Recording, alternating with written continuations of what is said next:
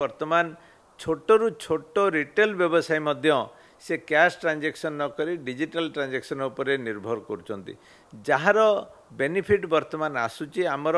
आमे जेतिकी ट्रांजैक्शन आम देश में करुचु बोधवे सारा पृथ्वी रे कौन देश नहीं जे आम सांगे मैच करें एवं यहीटा गोटे अनप्रेसिडेंटेड अचीवमेंट जोटा कि आमे निश्चय स्वीकार करिया पड़िबो। एप्रिल पहला अर्थात 2025-26 आर्थिक वर्ष रे अनेक गुड़िए नियमर परिवर्तन करुछंती सरकार जहाँ सीधा सड़क टिकसदाता और साधारण लोकंक ऊपर प्रभाव पड़िबो। प्रकृत रे एहा केमिति प्रभाव पड़िबो केते लाभदायक हबो एवं केते क्षति पहुंचैबो ए विषय आलोचना करबा। आम सहित वर्तमान समय अर्थनीतिक विशेषज्ञ राजीव साहू जोड़ी होती सीधा सड़क आलोचना करवा। सर आयकर ठू आरंभ करी जीएसटी यूपीआई एमती कि बैंक रे सर्वनिम्न जमा राशि पर्यंत अनेक गुड़िए नियमर सरकार परिवर्तन करुछंती। प्रकृत रे एहा साधारण लोकंक ऊपर केते प्रभाव पकेबो कोन आपनकर आकलन? देखंतु प्रत्येक वर्ष आरंभ रे जोटा कि फाइनेंशियल ईयर होची 1 एप्रिल रु 31 मार्च ता पूर्वर सरकार विभिन्न योजना करथांती जोगुड़िक से इनकम टैक्स टू आरंभ करी जीएसटी टीडीएस एवं अन्यान्य जो क्षेत्र रे जोटाक लोकाभिमुखी लोकंकु पई एक सरलीकरण प्रक्रिया किभली भाव में लोकंकु साहाय्य करिवो एवं ता संगे संगे टिकस आदाय मध्य सरल हबो यही ऑब्जेक्टिव नहीं कि विभिन्न योजना करिथांती विभिन्न रूल्स रेगुलेशन आनी थांती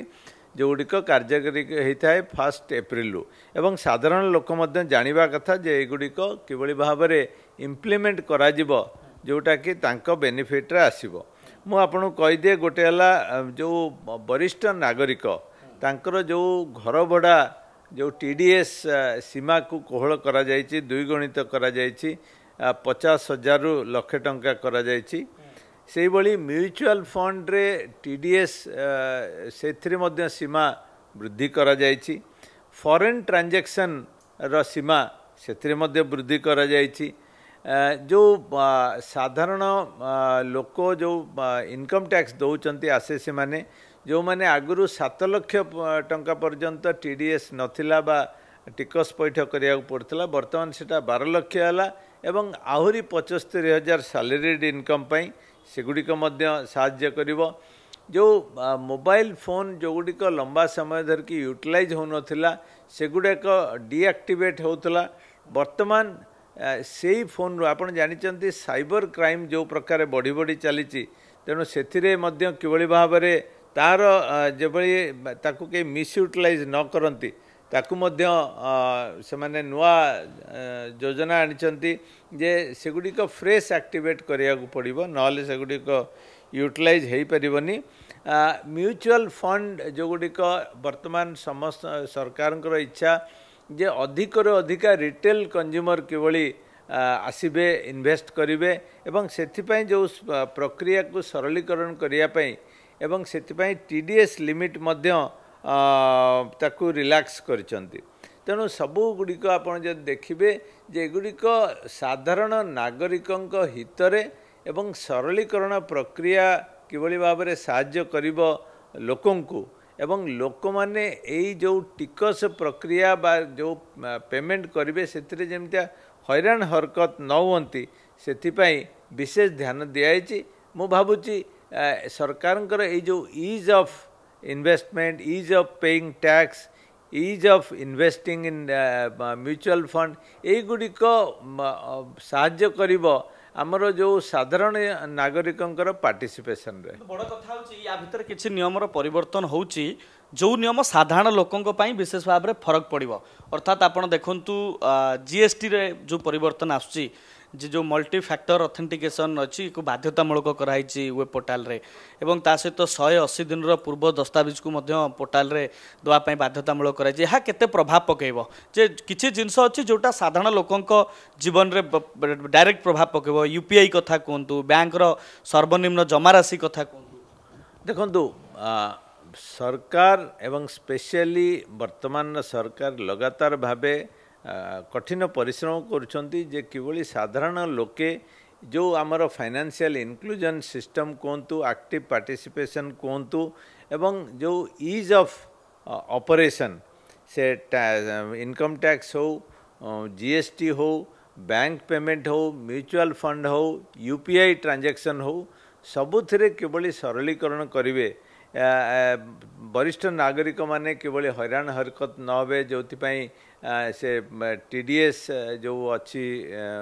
रेंटल इनकम उपरे ताकू मध्य सरलीकरण करछंती, लिमिट वृद्धि करछंती। तेणु ये सबु गुड़िक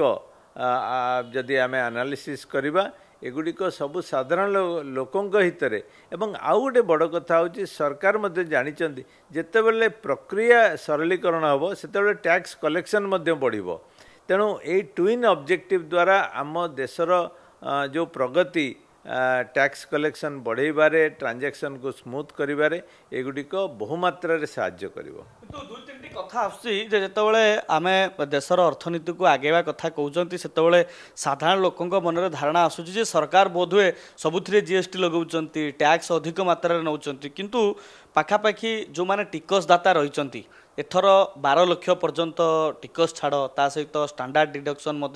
75,000 समुदाय जदि हिसाब करिया ताले 12,75,000 टंका पर्यंत जदि साधारण लोकंकर रोजगार अच्छी ताले सेमानकु टिकस देवाक पड़ियो नाही बा छाड़ हबो। एवं बड़ कथा होची ये सबु घटना साधारण लोकंक दैनंदिन जीवन रे केते प्रभाव पकेबो एवं साधारण लोकंक उद्देश्य रे सरकारकर जो निष्पत्ति याकु केमति स्वागत।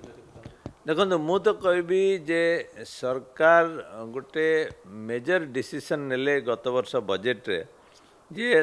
7 लाख रु 12 लाख जोटा कि गोटे कई एक्सपेक्ट मध्य करू नथिले एवं समस्त जानिचंती अनेक दशंधि धरी बहु अंश रे मिडिल क्लास उपेक्षित होतले एवं तार सॉल्यूशन एथरक मान्यवर वित्त मंत्री एवं आमर जो प्रधानमंत्री श्रीयुक्त नरेंद्र मोदी तांको नेतृत्व रे ए डिसीजन गोटे हिस्टोरिकल डिसीजन नेले एवं 12 लाख उपरे जो माने सैलरीड इनकम अछंती से माने 75,000 एडिशनल बेनिफिट मध्य पाइले। एवं आपण समस्त जानिचंती जे वर्तमान जो फेसलेस असेसमेंट होची जो थिरे डिजिटल प्रोसेस रे कोनोसी लोक डिपार्टमेंट को न जाई कहार किए असेसिंग अफिसर न जानी जो प्रक्रिया आरंभ होईची आ द्वारा लोक माने अनेकांश उपकृत होती एवं तांकर वर्तमान इनकम टैक्स प्रति जो डर सेटा आउ नाही सेमाने बरং चेष्टा करछंती जे सेमाने किबळी तांको टिकस पैठ करिवे जहाद्वारा से तांकर कर्तव्य साधन करने संगे संगे देश को मध्य समृद्धि करें। से परी आपण देखंतु डिजिटल प्रोसेस को एनकरेज करने वर्तमान छोटरू छोट रिटेल व्यवसाय मध्य से कैश ट्रांजैक्शन न करी डिजिटल ट्रांजैक्शन उपरे निर्भर करछंती जार बेनिफिट वर्तमान आसुची आमर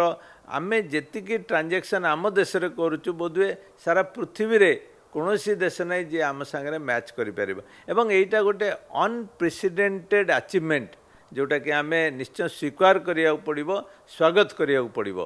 एवं ता संगे संगे आमर मु जेमिता कहली म्यूचुअल फंड रे इन्वेस्टमेंट पे एनकरेज करा जाउची जो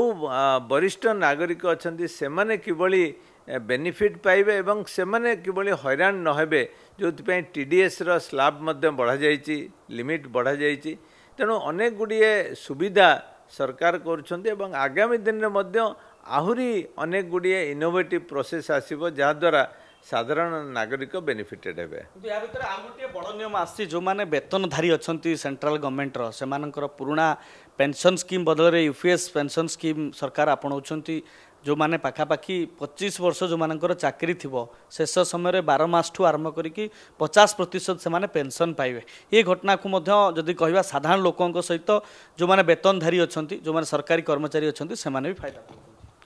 देखंतु पेंशन स्कीम आउ जो सेविंग बा सरकार तरफ जो फाइनेंशियल बेनिफिट आसूची सेटा प्रकृत रे केतेबेले दरकार होची खाली जे रिटायरमेंट परे सेटा नुए ता आगुरु मध्य से माने चाहिए तांकर जो पैसा अच्छी अन्य जगार अच्छी से माने मध्य तार बेनिफिट पाई परिबे हुए तो सेतेबेले तांकर झियो बागर हो बा पुअर विदेश पाठ पढ़िया पई हो बा अन्यान्य गोटे कंफर्टेबल लिविंग पई तांकर जदि एडिशनल दरकार जोटा कि जो नुआ पेंशन स्कीम रे सेटा इंक्लूड हेची एवं आपण देखिबे जे प्रत्येकटी जिनिस स्टेक होल्डर मानक इंटरेस्ट को प्रोटेक्ट करी तांको एडवाइस अनुसार एवं जो बुद्धिजीवी अच्छा जो मैंने काम करुँच इंटेलेक्चुअल मानकर इंटरैक्टिव मोड रे जो सजेशन आसूची ये सबू को लेकिन सरकार ये योजना करुँच जोटा कि साधारण नागरिकों को साहाय्य करुँच। बहुत बहुत धन्यवाद। आम सहित सीधासख आलोचना करुले अर्थनीतिक विशेषज्ञ राजीव साहू एवं सरकार एप्रिल पहला अर्थात 2025-26 आर्थिक वर्ष में अनेक गुड़े नियमर परिवर्तन आणुचंती जो टिकसदाता नहीं सरकारी कर्मचारी नहीं साधारण लोकों पर्यंत निहाती भाव में प्रभाव पड़ो एवं जो कथा अर्थनीतिक विशेषज्ञ कहते जे यह किभली भाव में सरलीकरण हम एवं जेते सरलीकरण हम सरकार पाखक राजस्व आसब एवं सरकार मध्य टिकस पाइबे। सबुठु बड़ कथा होची देश जो बड़ अर्थनीति दिगरे आगे चली निहाती भाव में नियम देश को सहयोग कर साधारण लोकों लाभदायक हम एवं विशेषकर जो मैंने टैक्स पेयर अच्छा पाखापाखि 12 लाख टंका पर्यंत टैक्स छाड़ ता सहित